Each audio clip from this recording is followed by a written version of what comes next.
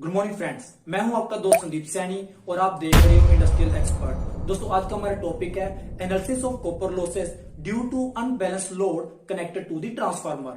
मतलब अगर हमने अपने ट्रांसफार्मर के साथ अनबैलेंस लोड कनेक्ट किया तो उसका हमारे ट्रांसफार्मर के कॉपर लॉसेस के ऊपर क्या इफेक्ट पड़ेगा। अगर तो आपको अपनी पावर का सही यूज करना है तो आपके थ्री फेज सिस्टम के ऊपर बैलेंस लोड डिवाइड होना चाहिए। अब होता क्या, इंडस्ट्री में थ्री फेज लोड भी होता है और सिंगल फेज लोड भी होता है। तो आपको अपने थ्री फेज सिस्टम पे इसको ऐसे डिवाइड करना है कि इसके अंपेयर हर एक फेज के ऊपर इक्वल हो। आइडियल सिचुएशन तो यही है कि आपके न्यूट्रल के ऊपर जीरो करंट ड्रॉ करना चाहिए, लेकिन ऐसा प्रैक्टिकली कभी नहीं होता। तो आपको कोशिश करनी चाहिए कि न्यूट्रल के ऊपर जितना कम अंपेयर ड्रॉ करे उतना बेटर है, और न्यूट्रल के ऊपर जितना करंट कम ड्रॉ करेगा उतने ही हमारे लॉसेस कम होंगे। तो चलिए दोस्तों, वीडियो को स्टार्ट करते हैं और समझते हैं कि अगर हमारे ट्रांसफार्मर की आउटपुट पे जो लोड है वो अनबैलेंस हो गया तो बैलेंस के मुकाबले हमें कितना ज्यादा नुकसान झेलना पड़ सकता है। तो मैथमेटिकली कॉपर लॉस को हम लिख सकते हैं आई स्क्वायर आर। आई का यहाँ पे मतलब है करंट और आर का मतलब है जो हमारी ट्रांसफार्मर के अंदर वाइंडिंग है कॉपर की, उसकी रेजिस्टेंस। तो किसी भी ट्रांसफार्मर की सेकेंडरी साइड फ्लो होने वाले करंट को हम लिख सकते हैं आई आर, आई वाई और आई बी।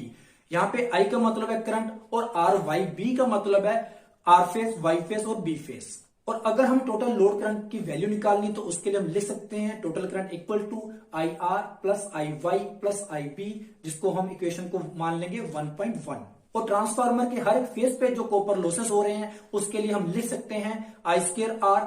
आर फेज के लिए हम आर लगा देंगे बीच में, और वाई फेज के लिए हम आई स्क्वायर आर के बीच में वाई लगा देंगे, और बी फेज के लिए हम बी लगा देंगे। और यहाँ पे हमें आर का मतलब पता है रेजिस्टेंस ऑफ ट्रांसफार्मर वाइंडिंग पर फेज। इसीलिए अनबैलेंस लोड कंडीशन में कॉपर लॉसेस के लिए इक्वेशन लिखेंगे I square R for red phase plus I square R for Y phase plus I square R for B phase. हम मान लेते हैं हमारे ट्रांसफार्मर की वाइंडिंग की जो रेजिस्टेंस है वो सेम है, इसीलिए हम आर को बाहर निकाल लेते हैं कॉमन, और ब्रैकेट के अंदर जो हमारे पास वैल्यू बचती है I square for red phase plus I square for Y phase plus I square for blue phase, इसको हम अपनी इक्वेशन मान लेते हैं 1.2। नेक्स्ट है, अगर हमारे ट्रांसफार्मर के ऊपर जो लोड है वो बैलेंस है तो उस केस में हमारी इक्वेशन बनती है तीनों फेज के लिए I square R for red phase, I square R for Y phase, I square R for B phase. तो यहाँ पे भी हमें पता है हमारे ट्रांसफार्मर की जो रेजिस्टेंस की वैल्यू है वो सेम है, तो इसीलिए आर को हम कॉमन बाहर निकाल लेंगे।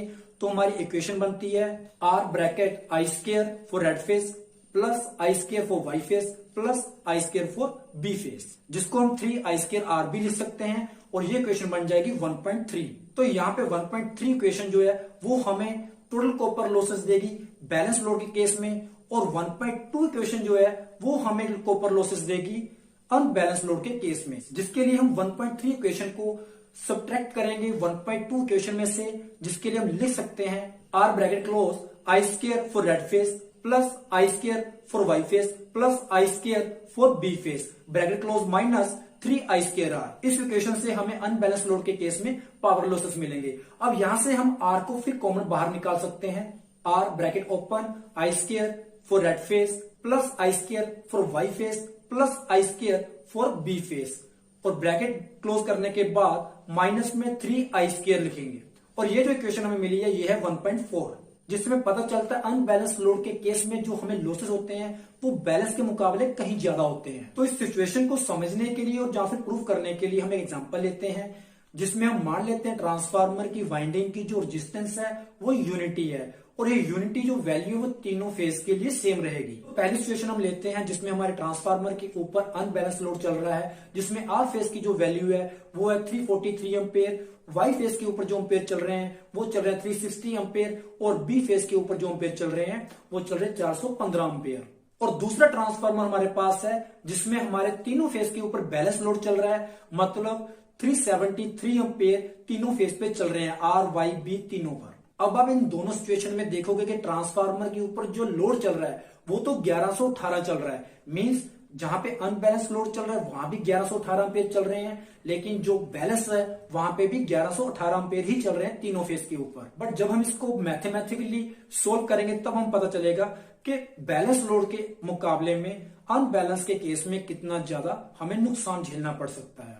तो अनबैलेंस लोड में कॉपर लॉसेस की कैलकुलेशन करने के लिए फॉर्मूला है I square for red phase plus I square for Y phase plus I square for B phase. Unbalance load के केस में आर फेस पे जो अंपेयर चलते हैं वो चलते हैं 343 अंपेयर, वाई फेस पे जो वैल्यू है वो है 360 अंपेयर और बी फेस पे जो वैल्यू वो है 415 अंपेयर।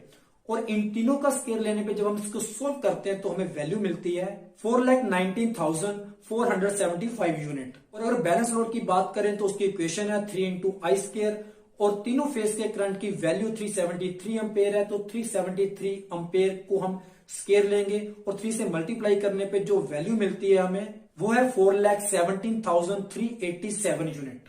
तो यहाँ पे जब हम अनबैलेंस लोड कॉपर लॉसेस से बैलेंस लोड कॉपर लॉसेस निकालेंगे तो हमें यूनिट की वैल्यू मिलती है 2088 यूनिट। मतलब ट्रांसफार्मर मैन्युफैक्चरर ने जो लॉसेस हमें बताए थे ट्रांसफार्मर डिलीवर करते हुए वो लॉसेस तो इसमें ऑलरेडी हो ही रहे हैं, लेकिन आपकी और हमारी गलती से इसमें लॉसेस और भी ज्यादा इंक्रीज हो जाएंगे। तो उम्मीद है दोस्तों आपको मेरी इस वीडियो से अनबैलेंस लोड के कारण ट्रांसफार्मर में कॉपर लॉसेस कैसे इंक्रीज होते हैं उसकी पूरी कैलकुलेशन आ गई होगी। अगर आपको मेरी वीडियो अच्छी लगती है प्लीज लाइक एंड शेयर कीजिए और मेरे नए वीडियो का नोटिफिकेशन पाने के लिए प्लीज मेरे चैनल को सब्सक्राइब कीजिए। Thank you.